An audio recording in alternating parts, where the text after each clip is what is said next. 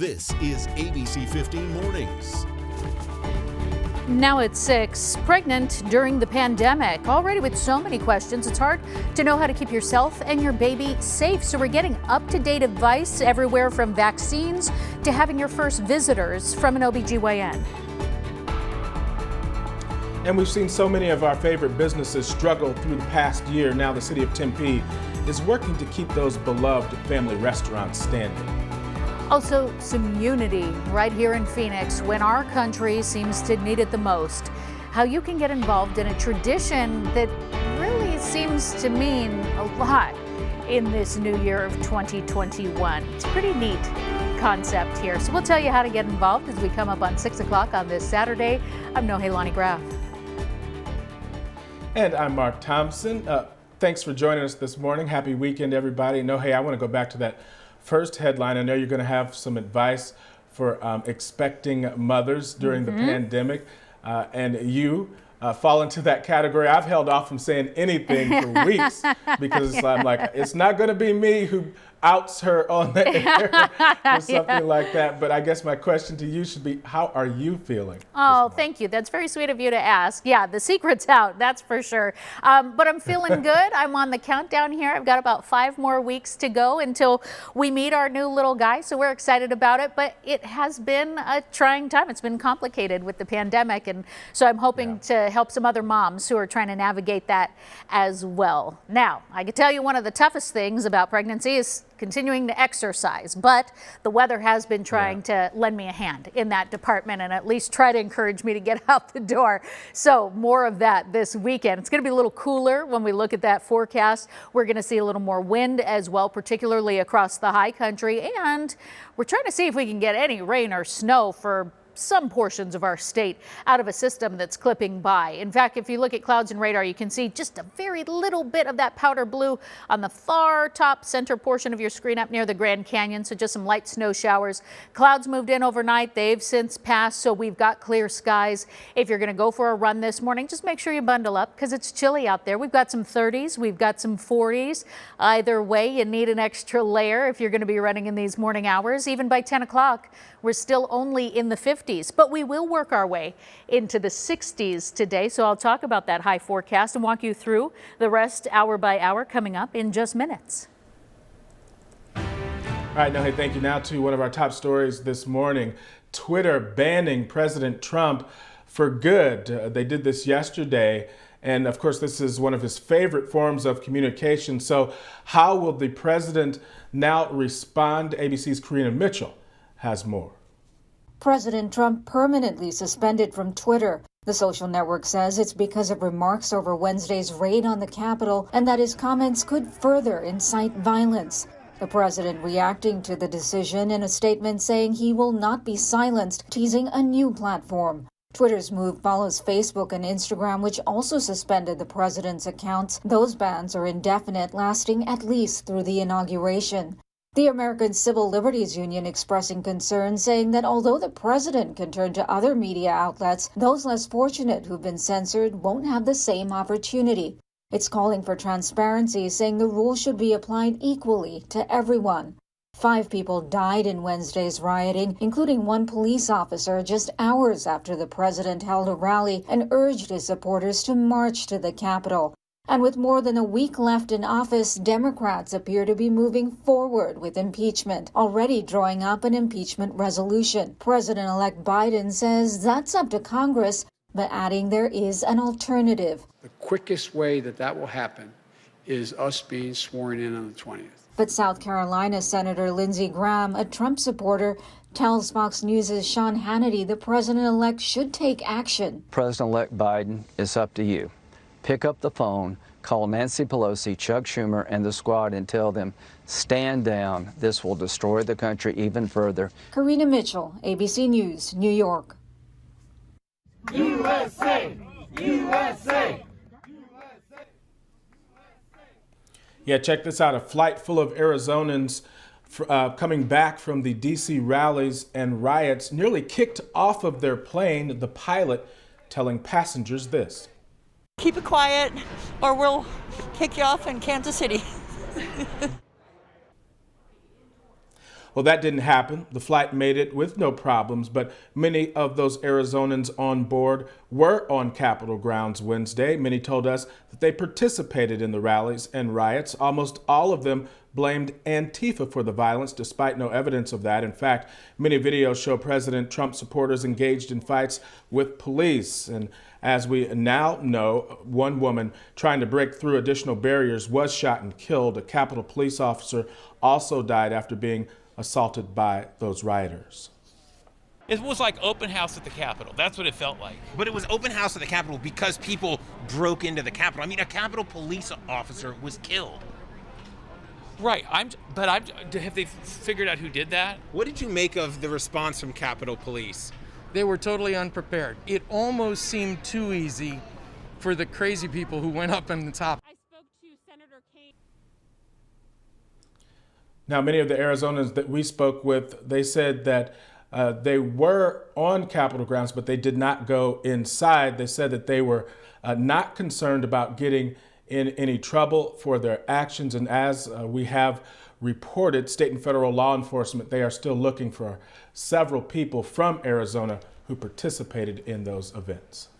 Now, the riot at the U.S. Capitol and the aftermath that's followed now being felt here in the Valley as well. Members of the Maricopa County Board of Supervisors now the target of death threats. ABC 15's Nicole Valdez speaking with two of those supervisors who say enough is enough. Well, some may argue that online threats are just words. We don't know what their real intentions are.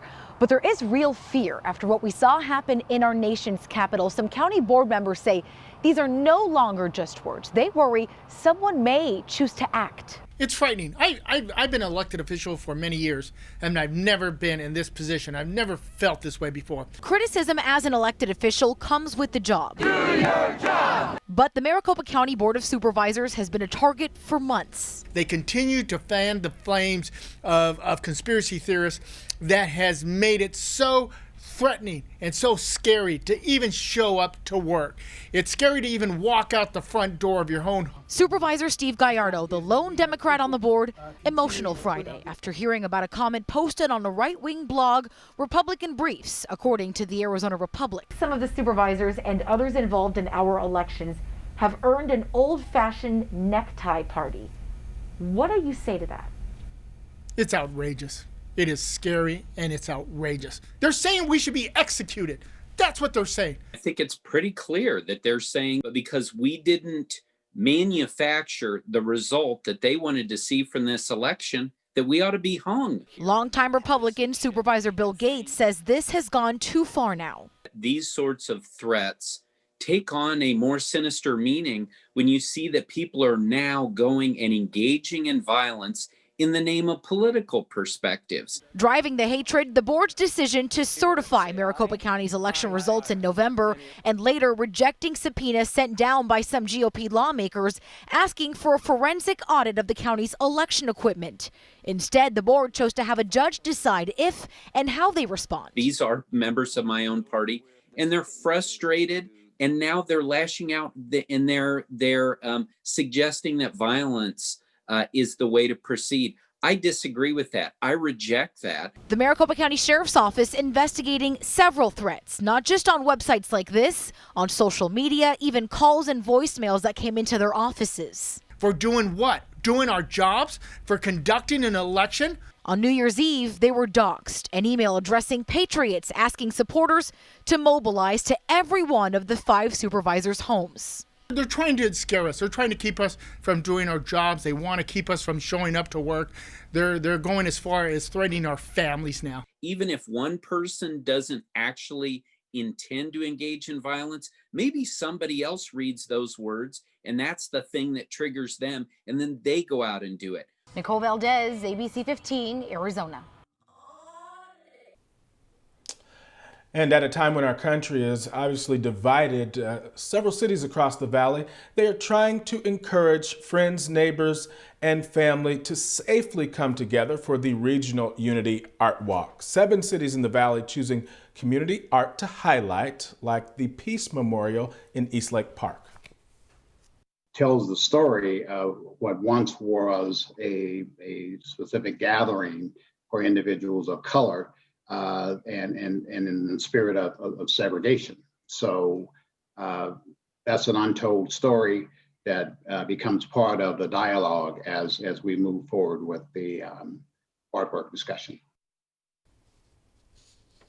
You can find a link with a map of all of that art that is on display. That'll be on our website, abc15.com, and they should have some beautiful weather for checking out some of that art. Let's bring Nohe back in with another look at that most accurate forecast. Nohe. Yeah, you're exactly right. And I think over this past summer, especially, we saw some of our greatest artworks and murals pop up around the valley and especially in the Phoenix metro area. So great way to go check that out. And the weather is certainly going to cooperate. It's chilly in the mornings like it is today. 32 in Chandler right now, upper 30s in Mesa and Glendale. That's because we've got clear skies. We do have some outlying valley cities that are in the 40s, though, like Avondale and the Phoenix metro.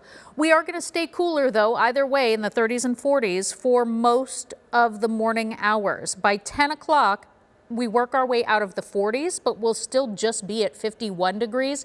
Going to take us until noon to make our way into the 60s, but we will climb a little bit higher than that into the upper 60s today, and we'll have sunny skies. So it actually is shaping up to be great. Anything that you want to do to get outside today and enjoy the great outdoors, we're definitely going to give you the green light for. So we'll talk more about that, and also got to talk about those winds because they're also going to factor in, especially across the high country. That's coming up in that full, most accurate forecast. No, hey, thank you. Still ahead, the AIA canceling all winter sports for 2021. However, many student athletes say that they won't be deterred from finding another way to play. But next, it is the oldest restaurant in Tempe and the family who owns it, along with a little help from the city. They're not going to let the pandemic stop their years of service.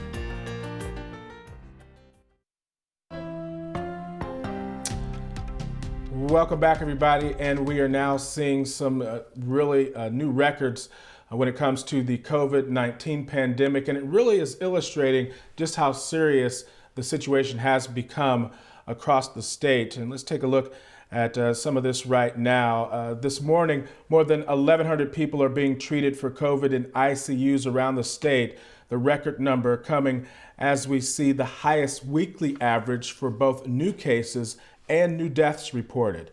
We'll have an update on those numbers this morning at around 8:30 right here on ABC 15. Well, throughout the pandemic, of course, we know that a lot of Valley businesses are struggling. And in Tempe, the city and others, they are working to help a long-standing family business stay afloat. Here's ABC 15's Megan Thompson. A legacy you can taste with the dishes served up here at Rosita's Fine Mexican Food in Tempe. Our kitchen managers have all been here for over 30 years. They were all trained by my grandmother.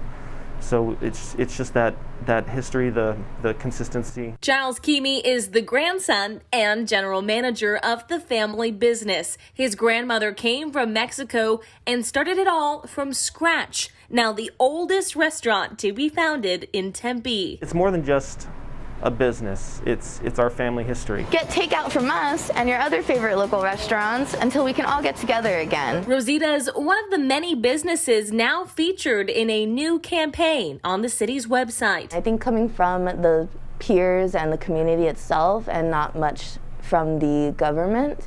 I mean, nobody likes to be told what to do. But if we can imagine how we can all get together again and how these small steps, they might help the greater good, then I hope that something might click for some people who haven't been on board yet. It's so important that we continue to support them. They've done everything, I think, to support us over the years, and we want them to be here long term. Councilmember Robin Arredondo Savage with the city says they've had to get creative to come up with ways to encourage safety while supporting small business. I mean, they really are the heartbeat, especially we're here at like Rosita's. They've been around for almost 60 years.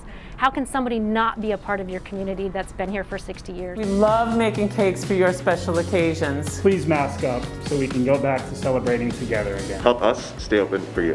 Whether you feel comfortable dining in, grabbing takeout, or curbside, small businesses like this one want a healthy community so they can survive and be open to serve. Reporting for the Rebound Arizona, I'm Megan Thompson. And our We're Open Arizona project is highlighting small businesses making it work right here in the Valley.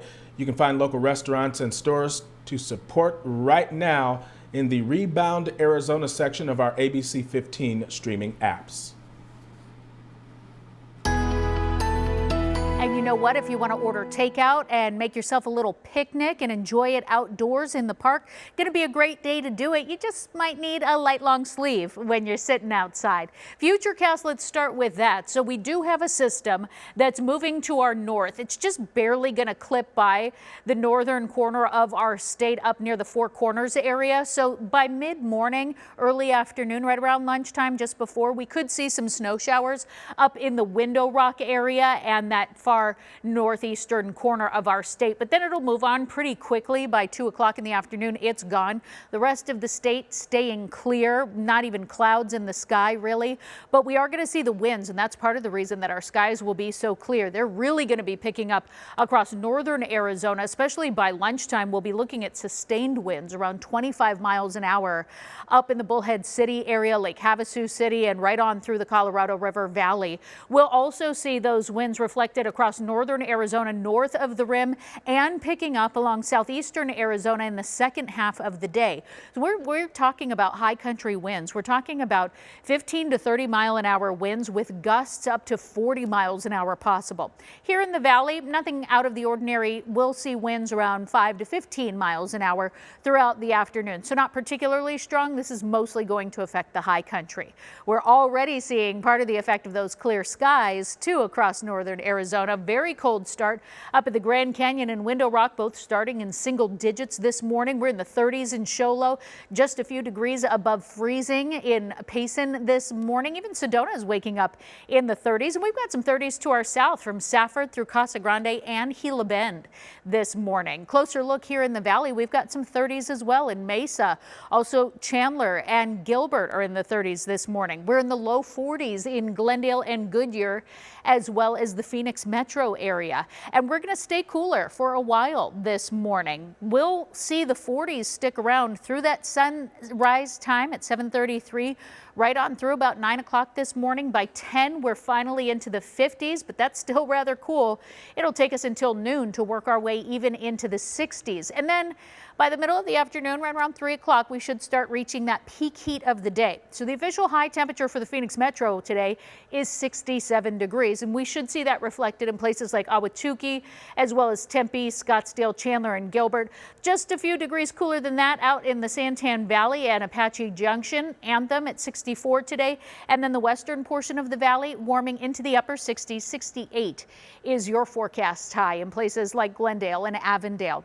Across the state, more 60s to our south, 63 in Safford, 68 in Gila Bend, reaching 70 in Yuma, but mid 60s along our western border. Central Arizona staying in the 50s today, and north of the rim we'll mostly see highs in the 40s, although Flagstaff, because of those breezes, looking to top out only at 38 degrees.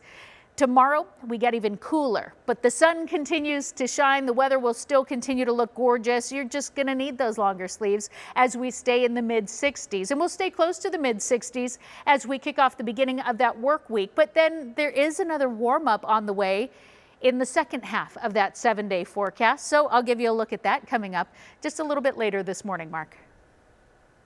All right, thank you, Nohe. Up next, pregnant during the pandemic. We're learning the latest on whether the vaccine is recommended and when it is safe to start introducing your newborn to family and friends.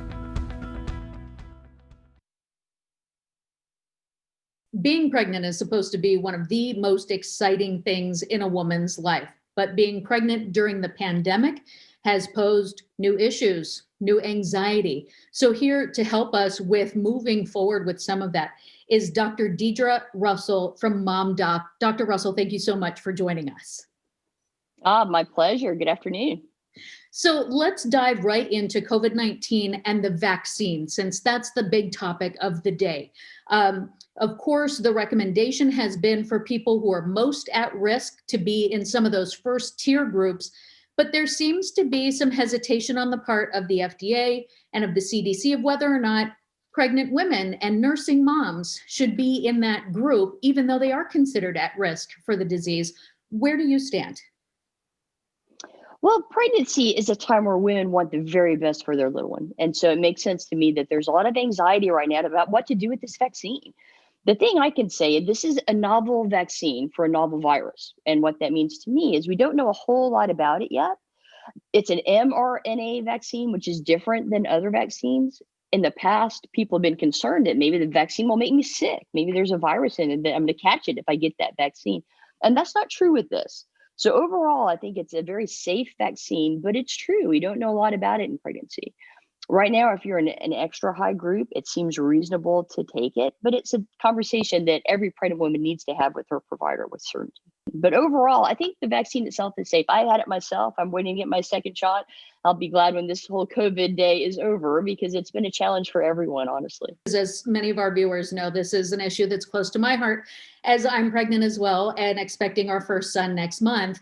One of the next things that we've been trying to decide is when is it safe to have visitors? Because of course you want to announce it to the world and introduce your new little one to everybody. So what are you telling your patients? When is it safe to have visitors, and should they be allowed to hold the baby? Should they be wearing masks?